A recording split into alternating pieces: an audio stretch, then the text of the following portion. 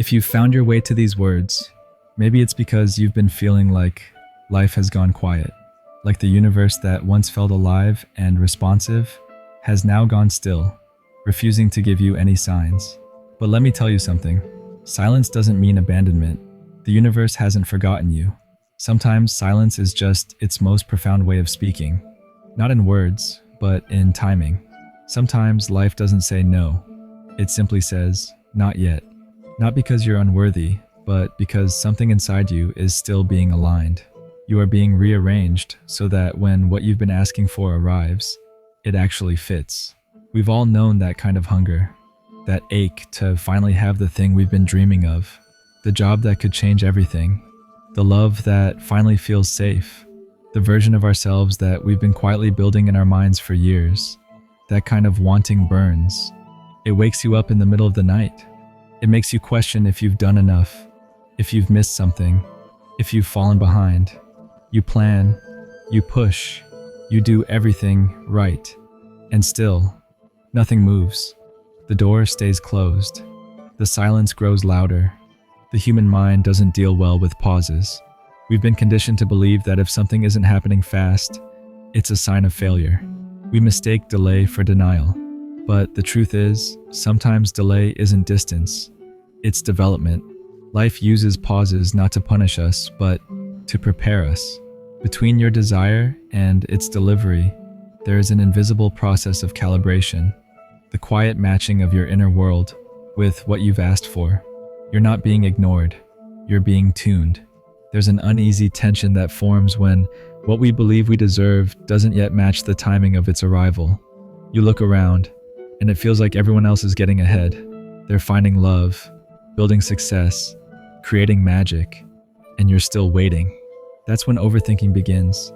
You start forcing what can't yet unfold. You push harder.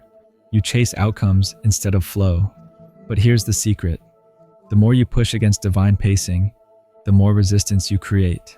Desire, when squeezed too tight, turns into desperation. And desperation doesn't attract. It repels. The energy of clinging signals lack. It says, I don't trust the process. And the universe never responds to fear.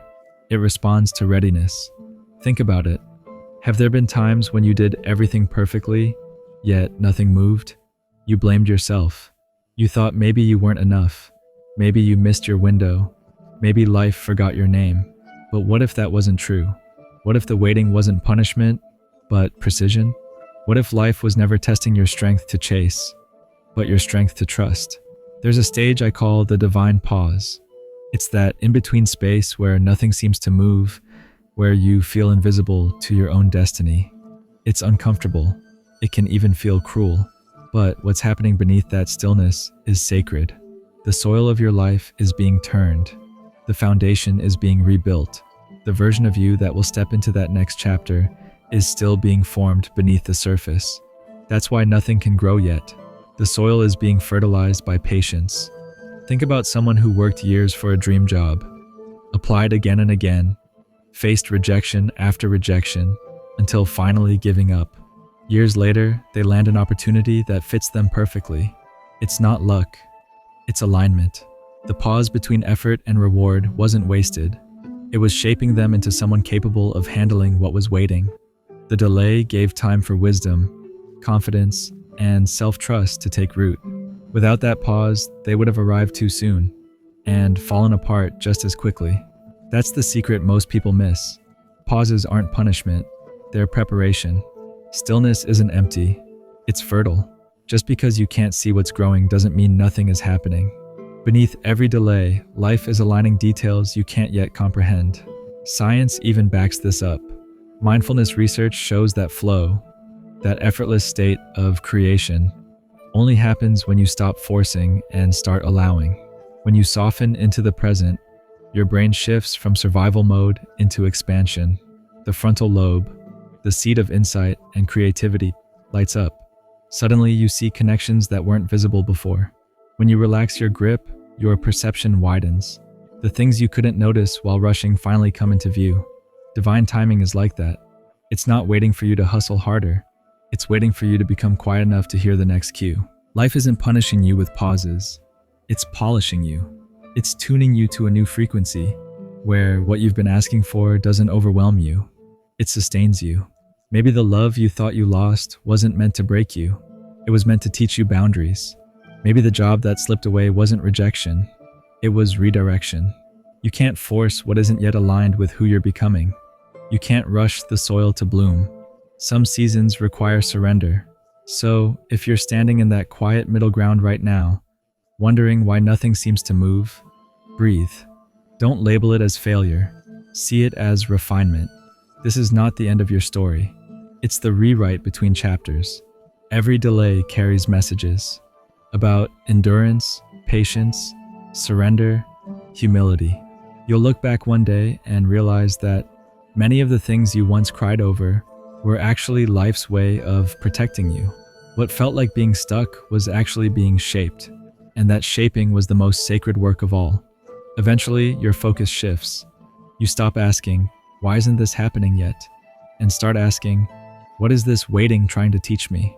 That single question turns impatience into wisdom. Readiness isn't measured by time, it's measured by transformation. You're not late, you're becoming. So, why do some doors open with ease while others refuse to budge, no matter how many times you knock? Why do some people seem to attract effortlessly what others chase endlessly? It can feel unfair, like life plays favorites.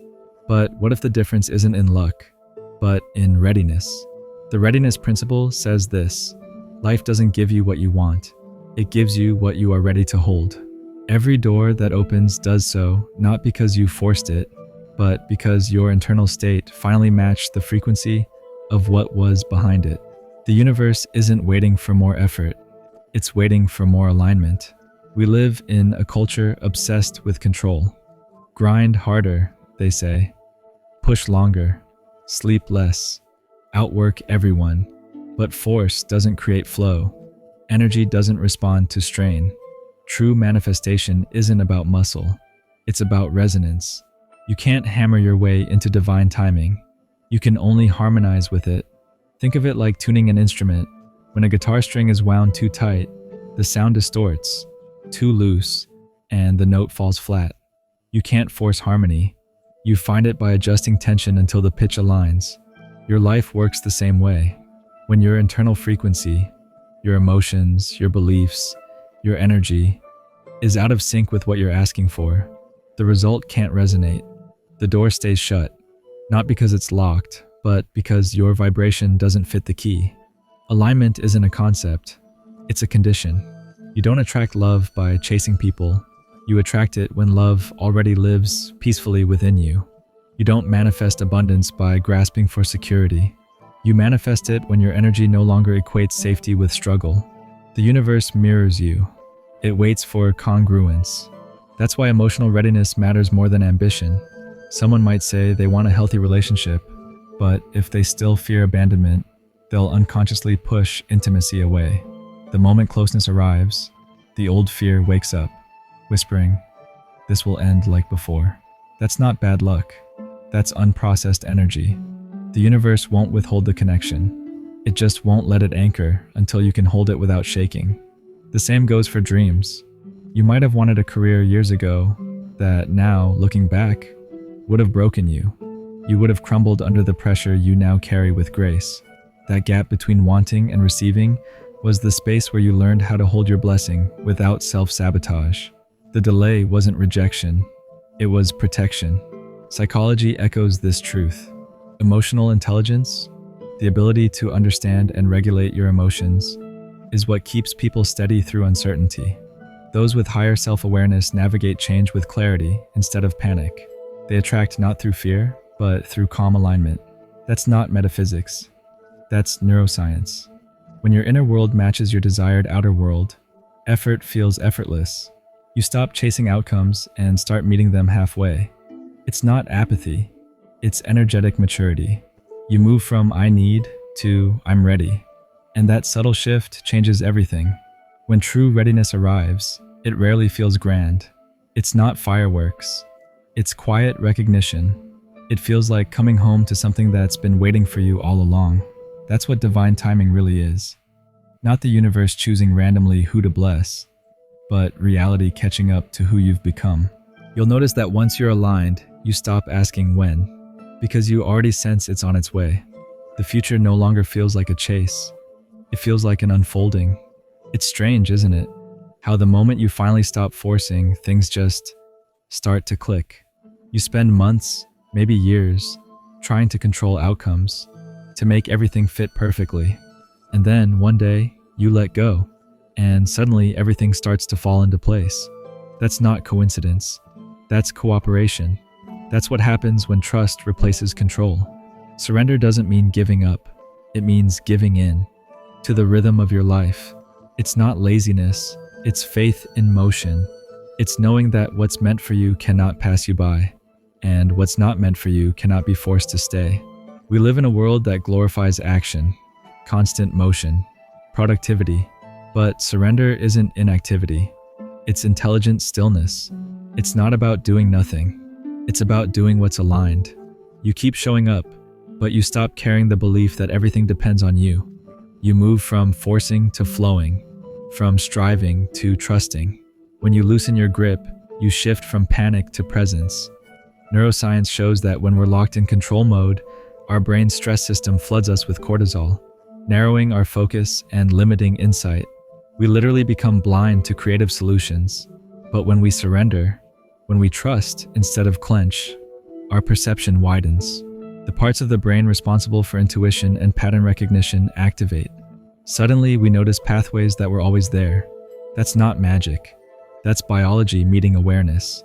It's like standing knee-deep in a stream, trying to push the current backward. You exhaust yourself, and nothing moves. But the moment you stop resisting and start floating, the current carries you exactly where you were trying to go all along. Trust doesn't make you passive. It makes you buoyant. There's a story of someone who tried for years to publish their work. Rejection after rejection. Eventually, they gave up trying to force it and just started writing for joy again. Months later, a publisher discovered their words by accident, not because they pushed, but because they aligned. That's how life works when you stop screaming at it to listen. It starts responding in whispers. True surrender is not about detachment. It's about deep involvement without obsession. It's about showing up fully, but not clinging to the outcome. Apathy says, I don't care anymore. Surrender says, I care, but I trust. That's a higher frequency. That's where miracles move. To live in harmony with divine timing, start asking better questions. Instead of, why isn't this happening yet? Ask, what is life preparing me for right now? The first question breeds frustration. The second invites revelation. Every pause, every detour, every closed door is choreography. Part of a dance you can't yet see the full pattern of. Everything leaving your life right now is divinely timed. Everything entering your life right now is too. You're not waiting for life to start working for you. Life has been working through you all along. When you start cooperating with that rhythm, you stop fighting the current. You stop trying to outsmart divine timing. You begin to trust that what's yours is not fragile. It's inevitable. And when the universe finally says yes, it's never because you fought harder. It's because you finally became someone who could receive without fear. The waiting didn't break you. It built you. It sculpted you into the version of yourself capable of holding the very thing you once thought you'd lost. So stop asking when it will happen. Start asking what within you is still preparing to receive it. That single question transforms impatience into awareness. Maybe, just maybe, this message didn't arrive late at all. Maybe it showed up right on time, just as you were becoming ready to hear it. Because your waiting was never wasted. It was sacred. It was the quiet art of becoming who you were always meant to be.